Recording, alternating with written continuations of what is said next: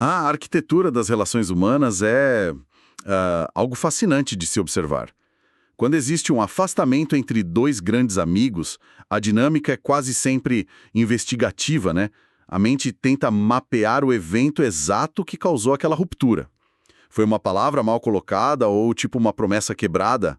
Aham, a gente sempre busca os tijolos visíveis. Exato.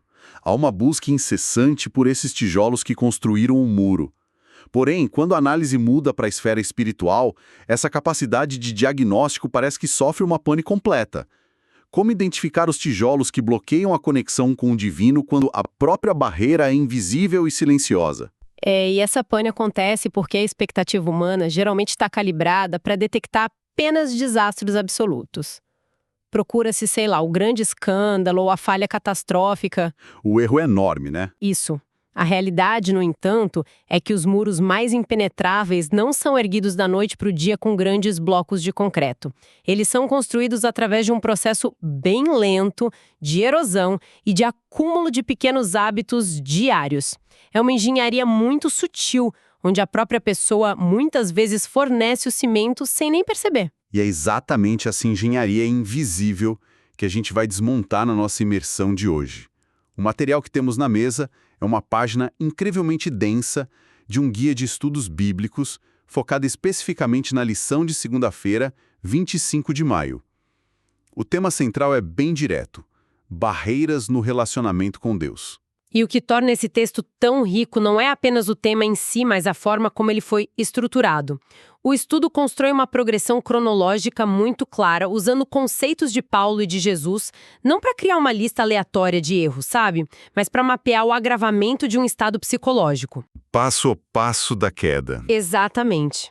A proposta de seguir essa exata sequência cronológica do texto de segunda-feira é o que vai dar o tom da nossa análise. Existe uma razão lógica para o guia começar onde começa e terminar com uma pergunta extremamente radical lá no final da página. Então vamos abrir essa progressão. A primeira coisa que chama atenção na leitura é que o guia não inicia falando sobre crimes terríveis de ódio. A fundação desse muro começa com algo que a nossa sociedade atual costuma até premiar, que é a extrema autoconfiança. Com certeza. O texto abre citando a primeira carta de Paulo aos Coríntios, no capítulo 10, dizendo: aquele que considera estar de pé, cuide-se para que não caia. E logo depois, para ilustrar, o guia traz a figura histórica de Sansão. Olha, a escolha de Sansão pelo autor do guia é uma jogada muito perspicaz, porque quebra totalmente o estereótipo do fracasso. A tragédia de Sansão não foi a fraqueza, mas sim o excesso de força. Existe até um fenômeno psicológico conhecido como a armadilha da competência. Como assim? É quando um indivíduo se torna extremamente eficiente ou forte em alguma área e o cérebro começa a operar no piloto automático. A necessidade de suporte externo simplesmente diminui. No contexto espiritual abordado pelo texto, a autossuficiência cria um sistema fechado. Ah, entendi. O divino deixa de ser a fonte de sustentação e passa a ser apenas um conceito periférico. O ego acaba preenchendo todo o espaço disponível. O perigo reside na ilusão da invulnerabilidade. Pense na dinâmica de caminhar numa trilha de montanha extremamente perigosa. O alpinista não cai quando está apavorado, segurando nas pedras com força, prestando atenção em cada passo. Ele cai justamente quando relaxa. Exatamente. A queda acontece naquele milissegundo de terreno plano em que a pessoa relaxa, olha para a paisagem e pensa: eu domino essa rota. O texto de Paulo alerta que a sensação de segurança é paradoxalmente o estado de maior risco de um ser humano. E se a autossuficiência é o fechamento interno desse sistema, o texto de segunda-feira imediatamente avança para a consequência externa disso. O guia traz um alerta de Jesus, no Evangelho de Mateus, alertando contra o hábito de tocar trombeta. Tocar trombeta? Isso. É a ordem para parar de alardear bondade e tentar provar santidade só para arrancar aplausos de quem está assistindo. Nossa, ao ler essa parte, a conexão com a nossa era digital é praticamente automática. O autor do guia fala sobre hipocrisia, e a tradução moderna disso parece ser a economia da validação nas redes sociais, aquela exibição constante de virtudes. Aham. Os famosos vídeos de bondade performática. Isso. Vídeos doando algo para alguém na rua com uma trilha sonora emocionante no fundo. O texto questiona a verdadeira intenção por trás dessa bondade toda. E tem uma neurobiologia muito clara por trás dessa advertência de Mateus. O ser humano é programado para buscar validação social, o que gera picos de dopamina. Quando alguém pratica um ato de bondade com o objetivo oculto de ser visto e, de fato, recebe aquele like, o ciclo de recompensa se fecha na hora. Já recebe a recompensa que queria. Exato. O texto diz justamente que já receberam sua recompensa. É uma transação de curtíssimo prazo. O problema central apontado pelo estudo é que esse exibicionismo desloca o foco da conexão vertical para o palco horizontal. A virtude vira tipo uma mercadoria para comprar status social, e o relacionamento genuíno com o divino evapora. É uma mudança de palco total. E a partir desse ponto, o estudo dá uma guinada fascinante. Depois de analisar as atitudes externas, a narrativa do guia de segunda-feira mergulha diretamente no tecido interno da mente. Passamos a lidar com aquilo que ninguém vê. A esfera dos pensamentos ocultos. Isso. O texto cita Mateus 5, focando no olhar com intenção impura e na cobiça, afirmando de forma bem categórica que essa atitude mental cria um muro gigantesco entre o humano e o divino. Essa transição marca uma revolução profunda na ética da época em que o texto original foi escrito. A tendência humana natural é medir a moralidade pela ausência de ações destrutivas físicas. O pensamento comum é: se não houve uma ação consumada, não houve dano. Mas não é bem assim que o texto trata, né? De jeito nenhum. A cobiça, no nível da intenção, envolve a mecânica da objetificação. É um processo cognitivo muito cruel, onde a mente humana retira a complexidade, as dores e a dignidade de outra pessoa, reduzindo aquela pessoa a uma simples ferramenta para uso egoísta. É a anulação total da humanidade alheia para alimentar o próprio desejo. E o que agrava a situação no texto é que, logo após tratar da cobiça, o guia entra no conceito do julgamento implacável. Citando Mateus 7, o famoso, não julguem, para que não sejam julgados. Pois é, e há um paralelo perturbador entre a cobiça e o julgamento. Enquanto a cobiça reduz o outro a um objeto de desejo, o julgamento arrogante reduz o outro a um objeto de repulsa. Ambas as posturas desumanizam. Exatamente. Ambas arrancam a dignidade do outro. Mas aqui eu sinto a necessidade de fazer uma pausa e tensionar um pouco essa ideia. O guia diz para evitar a crítica e o julgamento. No entanto, do ponto de vista prático, a capacidade de avaliar o comportamento alheio é uma ferramenta de sobrevivência. Claro, o discernimento básico para a vida. Isso.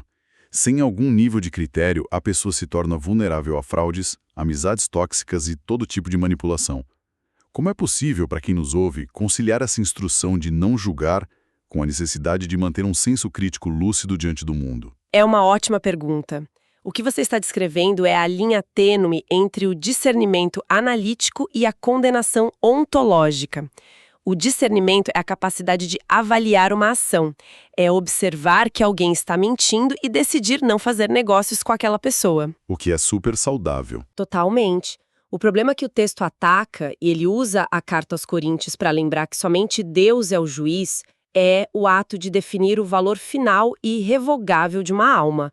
A condenação ocorre quando alguém olha para o erro do outro e declara, essa pessoa não tem salvação, o valor dela é nulo.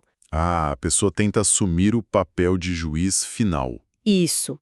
Assumir essa postura de sentenciar definitivamente o caráter de alguém é tentar usurpar um poder que não pertence à jurisdição humana. O muro se ergue porque o excesso de arrogância sufoca qualquer possibilidade de graça. Faz todo sentido. O discernimento protege, enquanto a condenação destrói. E esse viés de destruição nos leva perfeitamente para a penúltima etapa do estudo de segunda-feira. O guia transita dos pensamentos ocultos e dos julgamentos silenciosos para as emoções mais explosivas do repertório humano. O ódio e a ira. Exato. O ódio, o ressentimento e a ira.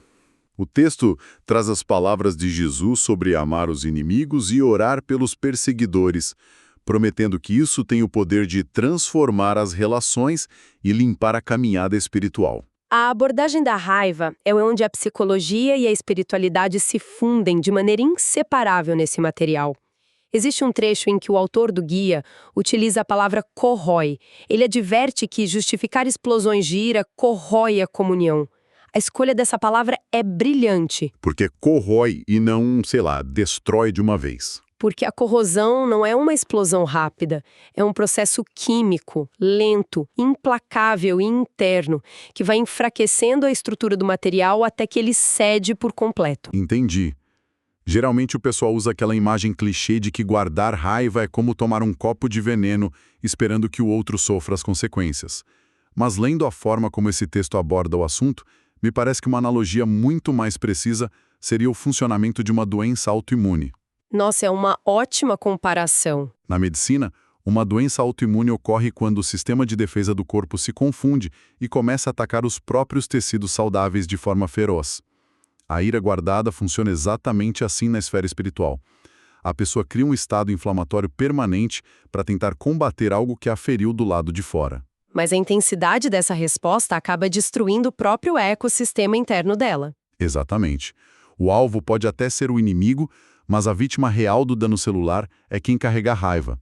E isso afeta diretamente a conexão vertical. A comparação com o sistema autoimune em colapso descreve perfeitamente o impacto abordado no texto.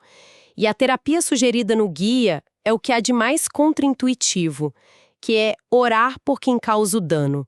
O objetivo primário dessa instrução não é necessariamente mudar a pessoa que ofendeu. É mudar quem está orando. Isso provocar uma forte dissonância cognitiva. A mente humana tem muita dificuldade em sustentar duas intenções totalmente opostas.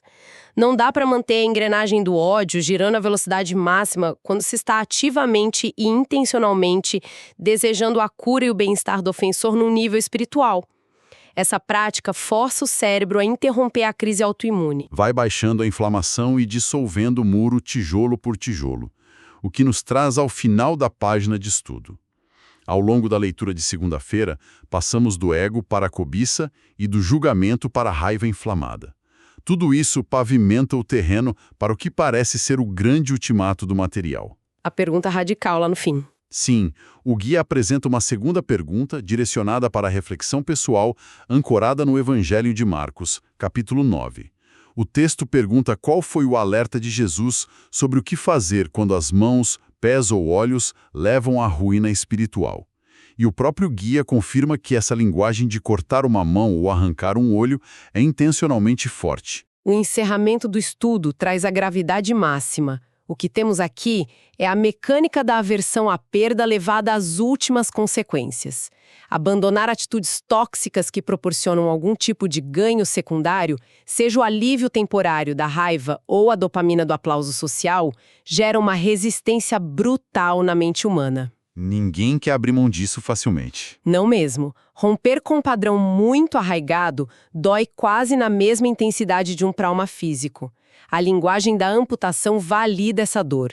É o reconhecimento sincero de que extirpar um hábito destrutivo não será um processo natural ou tranquilo. Exige um nível de violência contra as próprias inclinações, né? O que impressiona é a coerência interna dessa lição. A recomendação drástica de arrancar o olho lá no desfecho da página se conecta perfeitamente com a advertência contra a cobiça lá do início, sobre o olhar impuro. Exatamente, o ciclo se fecha de forma perfeita. O foco, obviamente, não é a mutilação literal do corpo, mas a eliminação radical do ponto de acesso. A lógica é simples e implacável. Se a pessoa não consegue controlar a reação diante de um estímulo constante, a única solução de sobrevivência é destruir a ponte que traz aquele estímulo. É a diferença entre tentar negociar com o problema e decidir eliminá-lo cirurgicamente. A mente tenta racionalizar, sugerindo, eu posso reduzir aos poucos.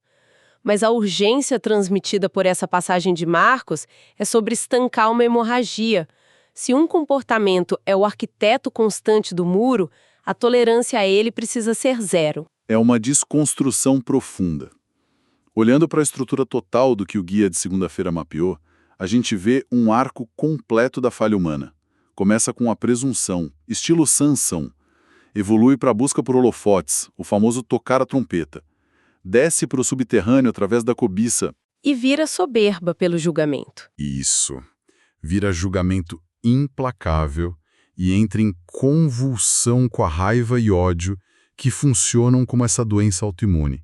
E a cura proposta não é um comprimido suave, mas a amputação decisiva de qualquer engrenagem que alimente esse ciclo. E já que estamos analisando todas as camadas ocultas dessa dinâmica, acho que o fechamento real desse mergulho precisa ir um pouco além da superfície do texto.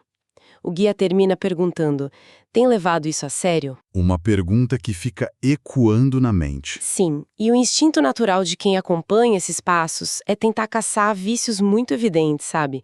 A pessoa tenta encontrar aquele ressentimento de anos ou a vaidade absurda para amputar. Mas considerando a natureza invisível dos muros espirituais, existe uma barreira ainda mais sutil que pode passar batido: E qual seria essa barreira? a obsessão pelo próprio desempenho espiritual. Uau! Como assim? Existe um risco enorme de que, ao vigiar meticulosamente cada falha, cada intenção impura para se manter impecável, o indivíduo acabe transformando o próprio aprimoramento num projeto totalmente egocêntrico. A busca por remover barreiras pode se tornar, ironicamente, a maior de todas as barreiras. Nossa, uma autossuficiência disfarçada de piedade. Exato. O olho que talvez precise ser arrancado de forma radical na cultura de hoje seja justamente a necessidade de medir a própria santidade.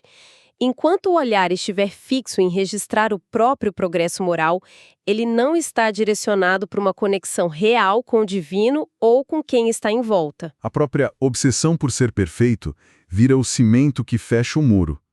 Uma armadilha incrível.